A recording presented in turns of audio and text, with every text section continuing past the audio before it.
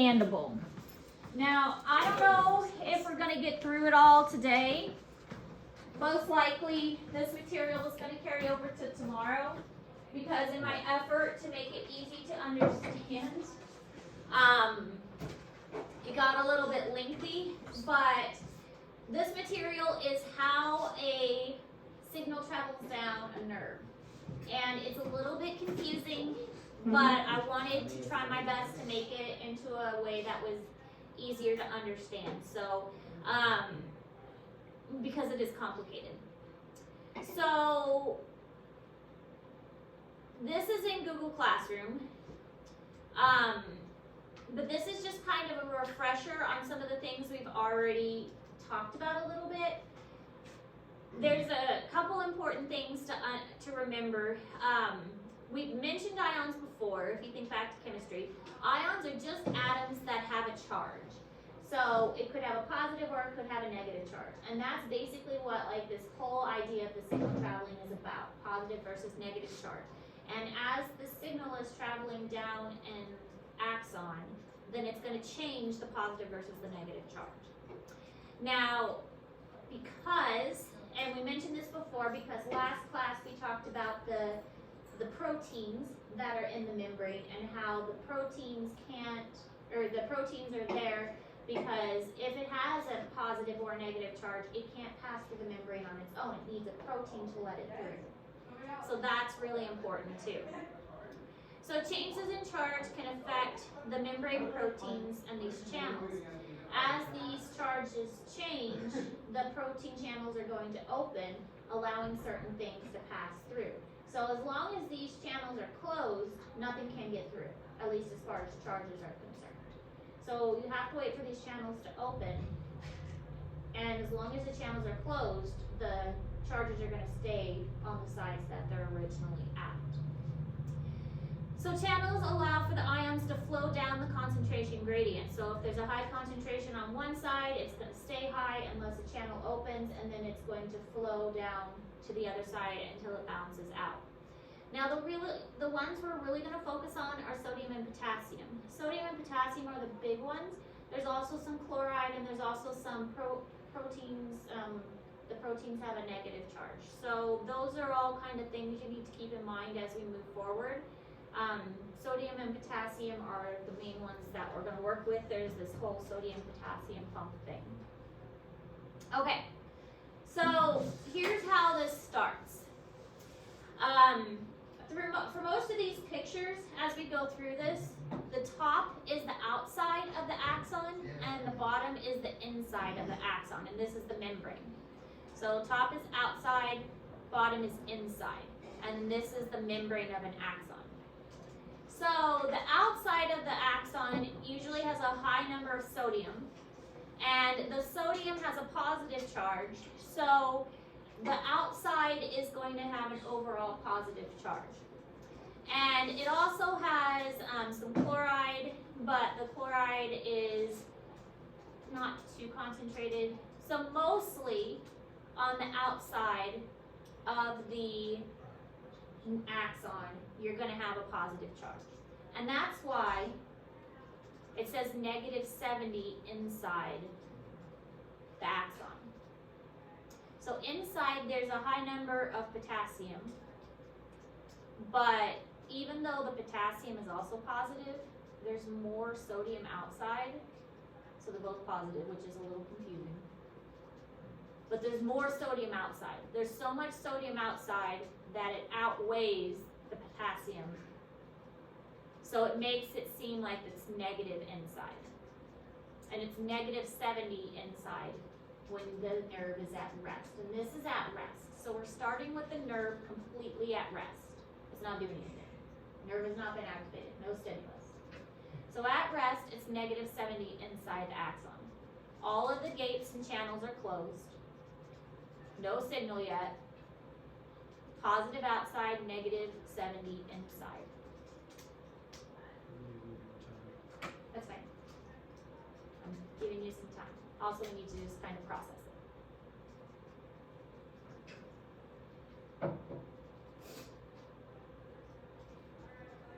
So if you can be kind of confusing to think, okay, well, potassium and sodium are both positive, so how is it negative inside? And it's just because it's negative because there's just so much sodium outside. That's why. That's why it's negative. The sodium outweighs it.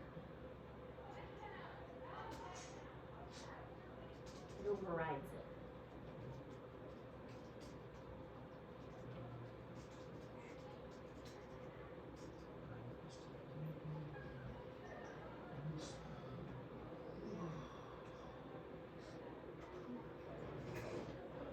Now it's different with the dendrites, and that's what we're going to talk about later, after we talk about this, the axon. So dendrites are something different.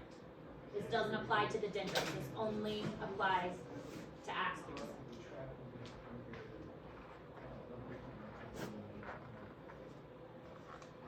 Okay. So other things to keep in mind.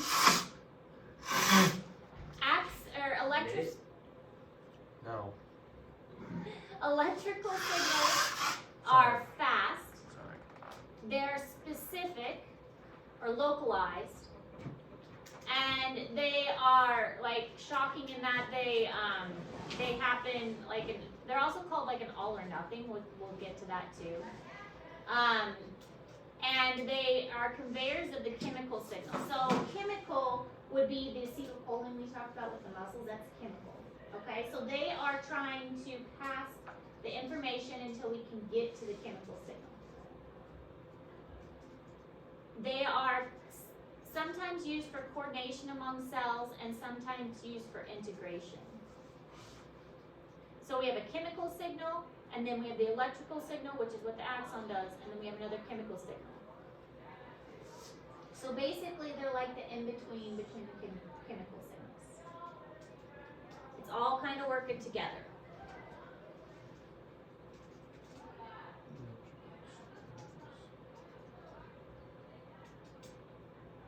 And if you have questions, please speak up. Like I said, this is kind of confusing. Where's the science this week? You will. It's a virtual lab. That's the one where I was talking about with the leech. Like the dissected leech. And it's a You virtual made lab. that the Khan Academy do this week, but I feel like most of us got it. Yeah. I didn't grade it. That's why there's, but I gave you a little extra time just in case.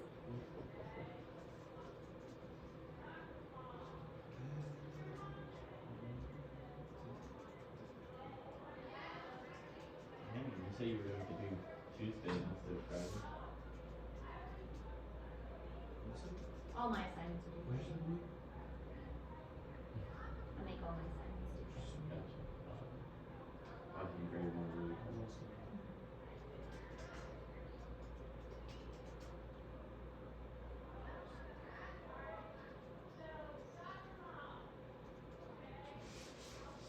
We're gonna have to go with the user side earlier in this next class.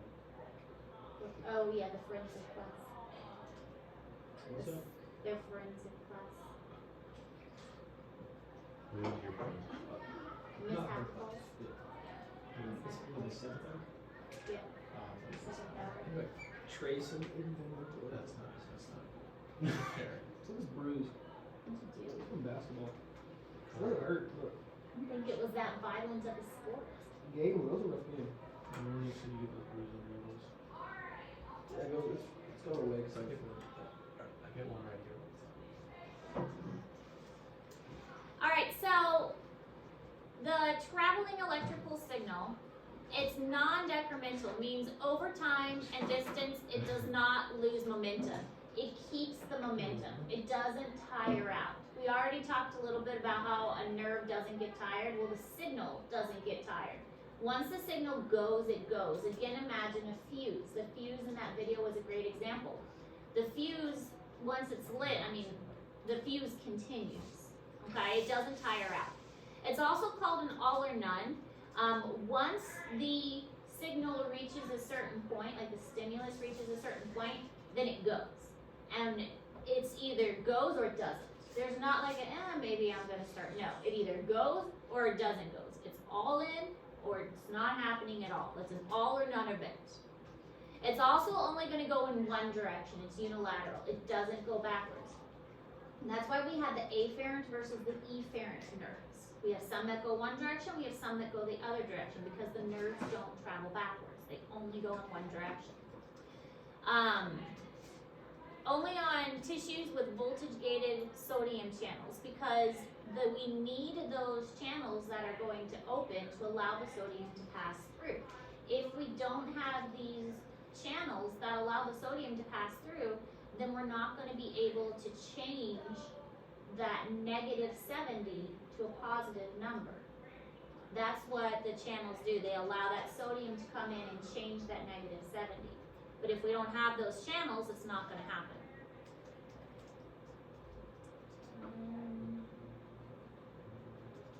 And then we talked a little bit about propagation before, how propagation is that domino effect. Well, it's the same idea. With a myelinated sheath, it's going to jump from one node to the next to the next. We're going to talk a little bit more about saltatory conduction and local current flow. Local current flow is more slow, and that's that domino style where it's just going to fall kind of in a wave-like pattern.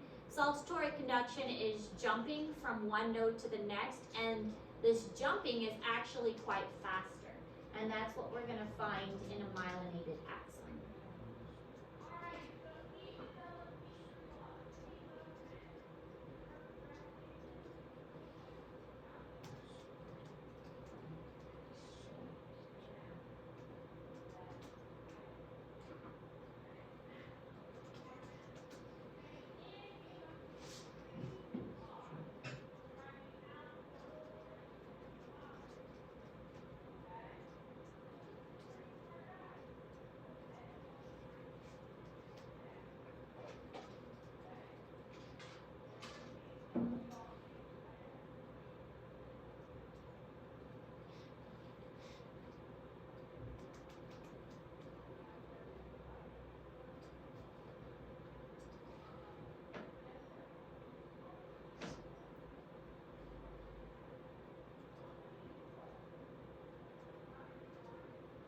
All right, so this is also in Google Classroom because honestly, like all of this was important and I didn't want to put the whole slide in red, so I just put the slide in Google Classroom instead.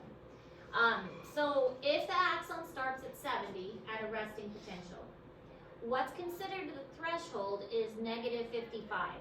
So when a stimulus stimulates a nerve, once it gets to -55, then that means that the nerve action potential can actually start traveling down the axon.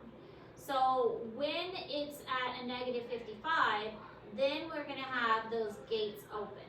And when the gates open, they're all going to open all at once. And when it opens all at once, those sodium are going to start pouring in. When it starts to pour in, then it's going to change to positive inside the axon very, very quickly. So the membrane, they call that depolarizing because it's going to go from negative to positive very, very quickly. But when that happens, the membrane is going to reach a peak, and then the channel is going to close for the sodium, and the potassium ones are going to open. Then the potassium is going to flow back and kind of reset everything. So the potassium is going to go out of the axon, and this makes it more negative again. This is called repolarizing. And so the resting potential is going to be restored. So this is just like a summary of the whole process, and we're going to take it step by step, which is why I put this whole slide in Google Classroom, because it summarizes the whole thing, and we're going to break it down step by step. Now this last step, where the resting membrane potential is restored with sodium and potassium being reset, this one is an active process where ATP is necessary because you have to push the sodium and the potassium back to their original size, so you have to use ATP. So this is also in Google Classroom. I thought this was a really good picture of how the process is described. Here is the original resting potential. we've got potassium on one side and sodium on the other, and it shows that it's negative inside and positive outside. But when the stimulus happens, the channels open and the sodium is going to flow through, making it positive on the inside. So the polarity is reversed. Sodium is coming in very, very quickly and making it positive in here. So this is called depolarization. The signal is coming in. Then we have repolarization, which is where the negative is going to happen because now we have our sodium channels open. Potassium channels open, and the potassium is going to flow the other way, and that's going to reset it. The negative is going to be restored inside the axon. The positive is going to be restored outside. And now, though, we've got them on the reverse sides. We've got potassium out here, sodium in here. So then we activate our sodium-potassium pump because we have to get them back on the correct sides of the axon. So this one does require ATP. The ATP is going to be used to put the potassium and the sodium back in the places they need to be. What's amazing is this all happens so very quickly, and because it happens so quickly, the axon doesn't have time for the signal to travel backwards. So it kind of has a little bit of a stop. As the signal travels, it resets a little bit behind so that the signal can't go backwards. It stops it so the signal can only travel one direction. It's a very quick process.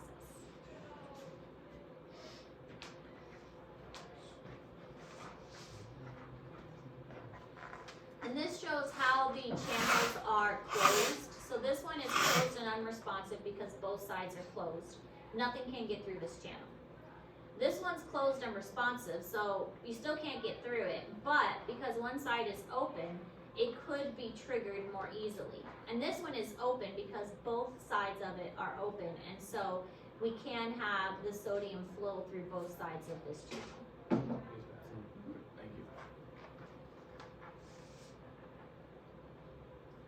So closed, nothing's getting through because both sides are covered. This one's closed and responsive because one side is still open, so we can get some materials through. It's going to respond if the sodium is present. And then this one is going to have materials flowing freely through both ways. It's still a form of passive transport because no energy is going to be used in this process. Energy is only necessary when we're going against the concentration gradient. Again, it comes back to osmosis and diffusion, in this case, diffusion. Alright, so if we're taking it step by step, these slides do a good job of looking at the pictures step by step. Are we confused yet? Are we even paying attention? Because I feel like a lot of you aren't paying attention. And seeing your test scores recently, I feel like maybe you want to pay attention. Are we confused?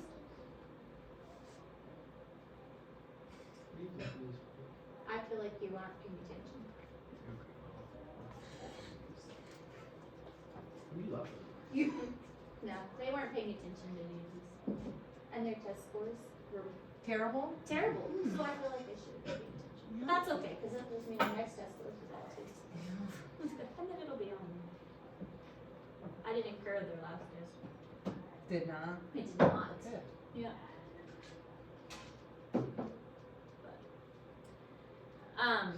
And this is really confusing too. It's how the action potential travels down there. Yeah, y'all better pay attention. Yeah, they're not.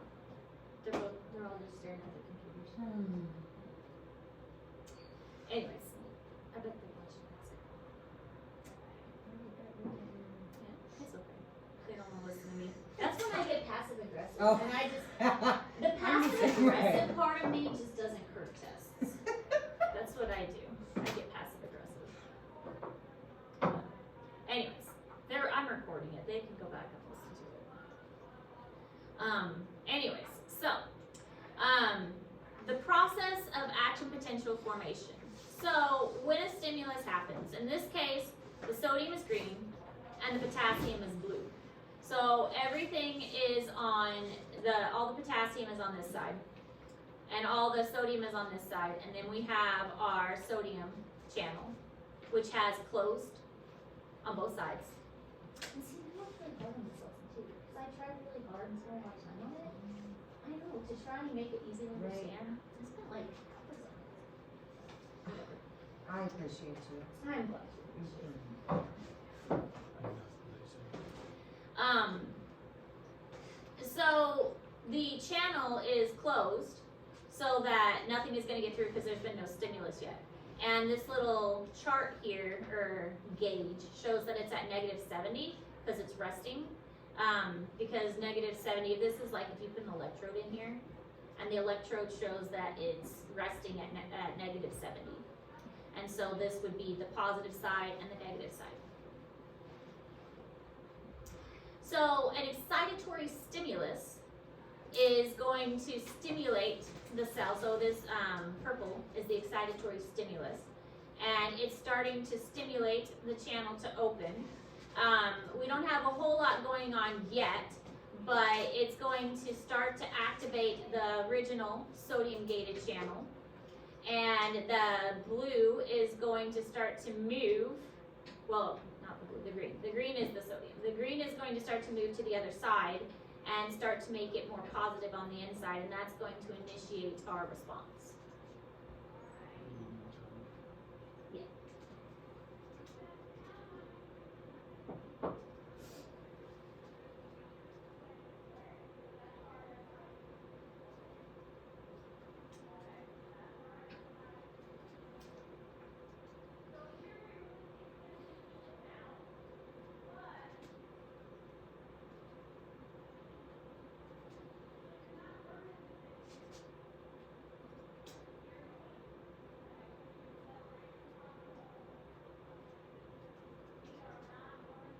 Why don't you dress up as a girl?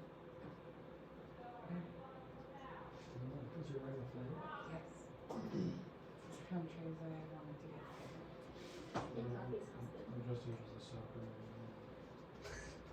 Wish I could. Coach Fisher told me I do. Oh, yeah, that's How could I dress up as a soccer player? As a guy, how could I do that? I'm just wearing my jersey. Do you have like a bob wig? That'd be I great. don't know what that is, but Like your hair bob like a wig? bob. Like a Karen. Is that what you? Yeah, that'd be pretty Wow. great.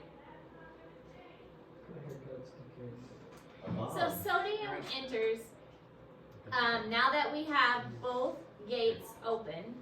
So the sodium is going to start flowing through and changing the potential.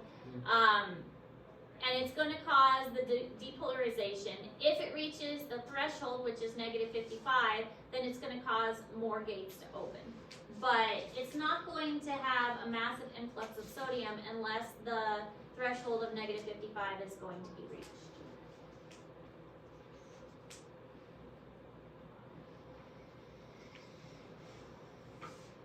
What's the resting potential?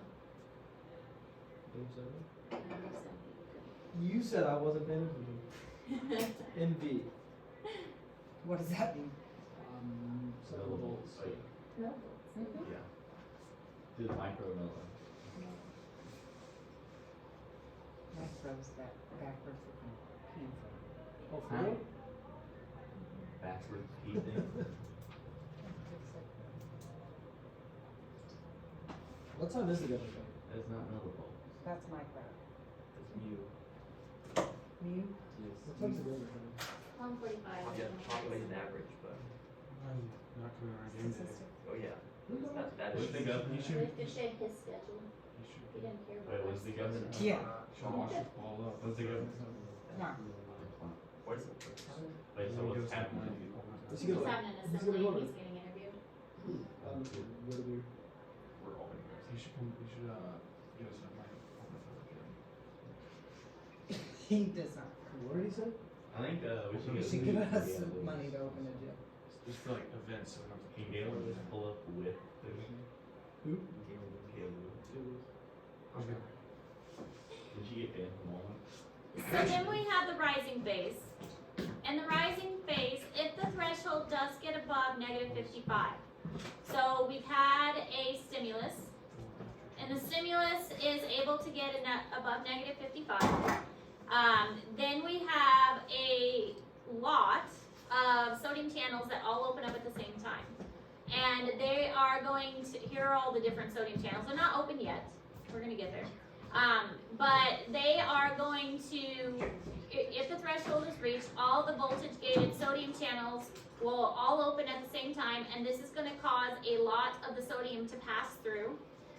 It's going to further depolarize until about positive 30 millivolts is reached.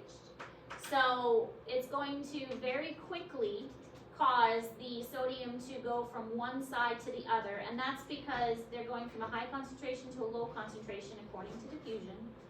And because all of them are opening at once, it's going to allow them to go very quickly from one side to the other.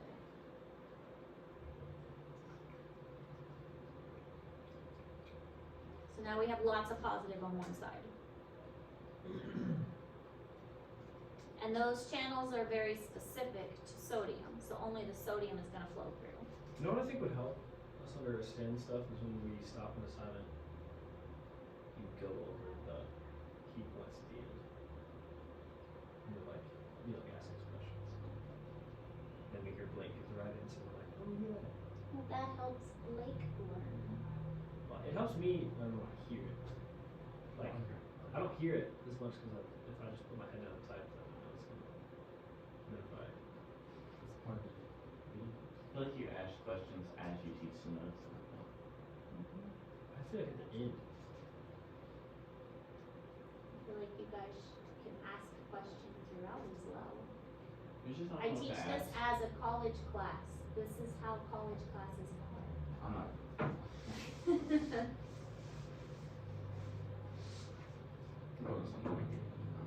You could formulate your own questions based on your notes. At the end of the assignment, we're supposed to ask questions. Ask questions. Bingo. Ask questions. I'm always open to questions. There's so many. Ask them. Ask away. Ask. We can't know what questions you have. if you The don't other ask us. problem is there is so much material that I am required to get through. That's why I push you guys, because I have to get through this stuff.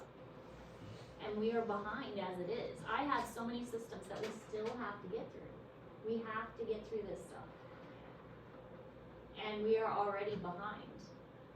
I mean, we've still got the digestive, we've got the cardiovascular, we've got the reproductive, we've got lymphatic, we've got endocrine, we've got respiratory, and we don't have that many months left. So I have to push you. We have to go fast. We can't slow down. We could speed up the heart one. No, the cardiovascular, like, There's a heart. no. It's not just the heart. It's the vessels, it's the heart contraction, it's the blood pressure, it's the, Alveoli. yes. We've got to get through all this, and we are already into February, and we've got March and April and May, and that's it. And they've got all these systems left. And so I don't have a choice. I've got to push you guys. So I'm trying. But I am under restrictions from the college to get you guys through this. I understand it's hard, but I'm trying. You guys have to try back. Mm-hmm. I never said this was going to be an easy class.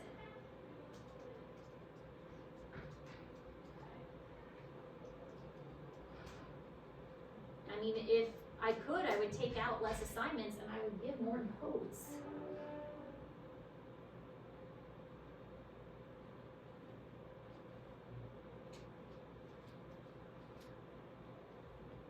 And I would post the notes if I thought you guys would actually read them. I'm recording the notes so you guys can go back and look at them, but I guarantee nobody looks at the notes. Can I go ask him a question? It's important. Carter. This is a serious question. You'll understand that one. Mr. Whitaker. They're always going to be against me just because I challenge them. No, we don't. Alright, anyways. So the falling phase. The falling phase is the slow voltage gated potassium channel opens. And so we have, all of these are open now. And they're open and the sodium is going to go through. The sodium, all of the gray has moved over from the sodium and they all move through to the other side. And so as it has reached the peak, which is 30, positive 30, because all of the positive are on one side now. So remember, this is outside the axon, this is inside the axon, and now we have all of the materials on the other, on one side. But now we need to get the falling phase, which is the potassium. Potassium flows down its concentration gradient. So these are the potassium channels, and the potassium is going to start to go back to the other side, and that is going to have the repolarizing effect, where we're going to start to see the dial fall back to the negative. So we've got a positive charge now on the inside. We've got a little probe on the inside of the axon. So it's going to start to fall back to the other side.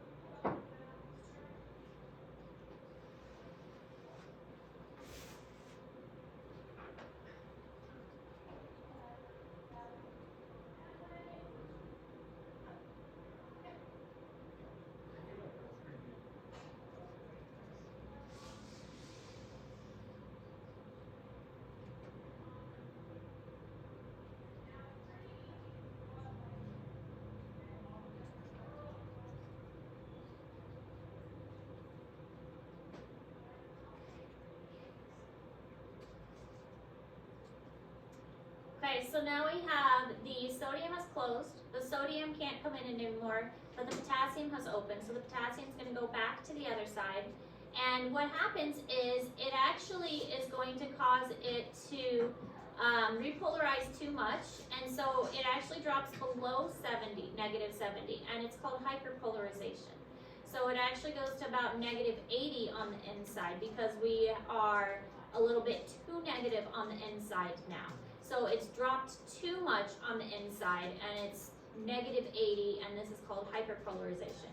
Because now we have our sodium channels closed. They can't allow any more sodium in. We've opened up the potassium. The potassium's gone back to the other side, and our potassium channels have allowed them to pass through. But this has dropped it down past the negative 70 that we started with, and they've hyperpolarized to negative 80. This prevents the current from flowing backwards in the axon, so that the current is still only flowing one direction.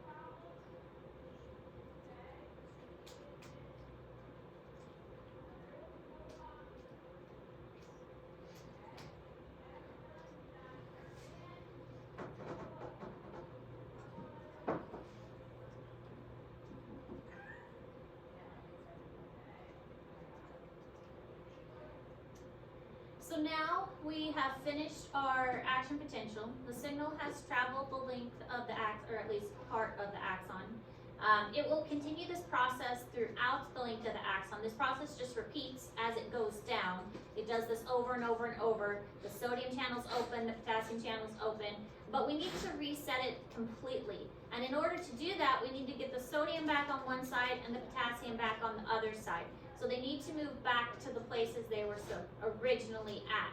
And that's where the sodium potassium pump comes in, which is this little thing here. Now, the sodium potassium pump, it's only going to work if we use ATP. So this is an active process. These processes back here didn't require ATP, but the sodium potassium pump does. So we have to use energy in order for this one to work. And it's basically just gonna reset everything. So it's gonna move the sodium back on this side and the potassium back on this side.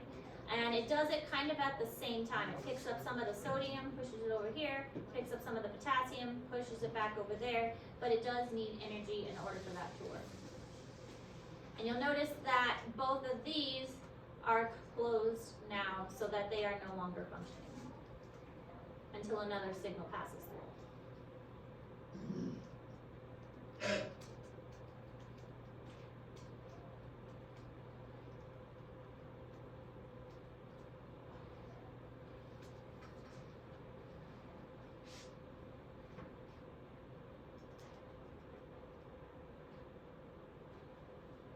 This shows how it's picking up the pieces, moving the sodium one way and the potassium the other way.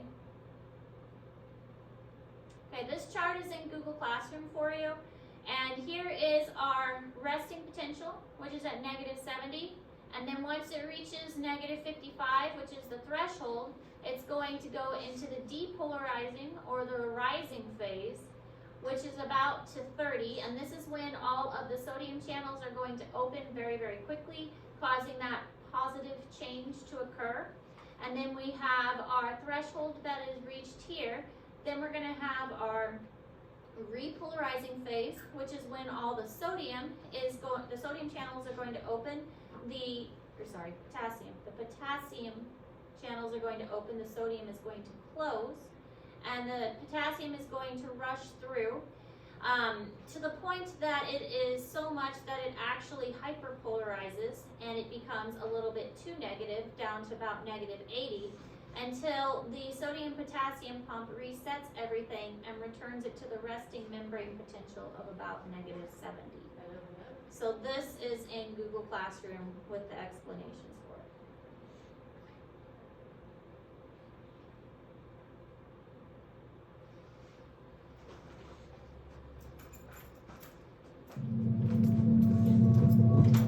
Now this video,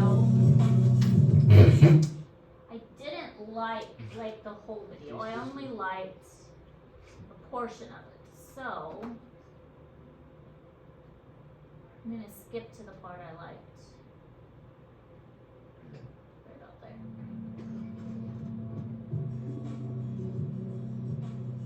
The human neuron is in a resting There we state. go. The charge is about -70 millivolts. This is mainly due to the difference in concentration of ions, essentially positively or negatively charged particles, inside and outside the cell. The outside of the cell has a high concentration of positively charged sodium ions, as well as negatively charged chloride ions, more commonly known as salt or sodium chloride. The inside of the cell has a smaller amount of positively charged potassium ions and a larger quantity of negatively charged protein ions. Embedded in the surface of the cell membrane, which separates the inside of the cell from the outside, are protein structures known as ion channels. These channels act as gates by both permitting and hindering the flow of ions into and out of the cell. Normally, these ion channels are held closed, maintaining the electrical potential of the cell. However, they can be opened if the right message is received from a neighboring neuron. Each neuron can receive inputs from thousands of other neurons, and the place where one neuron makes a connection with another neuron is called the synapse. When a neuron releases a chemical signal known as a neurotransmitter, NT, into the synapse, the chemical will bind to another type of protein embedded in the membrane of the receiving neuron, known as a receptor. Once the neurotransmitter binds to the receptor, much like a key into a lock, this leads to a number of other biochemical events. One possibility is that this receptor binding will open an ion channel. This binding may also lead to a sodium channel opening, allowing the passage of positive sodium ions into the cell. As these ions are positively charged, the area around the channel will also become more positively charged. This small change in the membrane is called an excitatory postsynaptic potential, EPSPs. Similarly, it is also possible that part of the cell becomes more negative, for example, by influx of negatively charged ions. This is called an inhibitory postsynaptic potential. If enough positively charged ions enter the cell, thereby resulting in more excitatory postsynaptic potentials, and the membrane potential reaches a threshold of excitation at the axon hillock, this will trigger an action potential. The action potential is essentially a brief increase in the permeability of the membrane to sodium, immediately followed by a brief increase in the permeability of the membrane to potassium. Once an action potential is generated, it propagates all the way down the axon to the terminal buttons. In this sense, action potentials fire in an all-or-nothing fashion. Once triggered, it will continue all the way down the length of the axon to the terminal buttons. It is important to note that while EPSPs are small, local, and contain rated changes in the membrane potential from more negative to more positive, an action potential is a brief but larger reversal in the membrane polarity. Once the action potential reaches the terminal buttons, this change in membrane polarity causes calcium channels, normally held closed, to open and allow calcium. Okay, we're gonna stop there because the rest of that is stuff we've already kind of learned.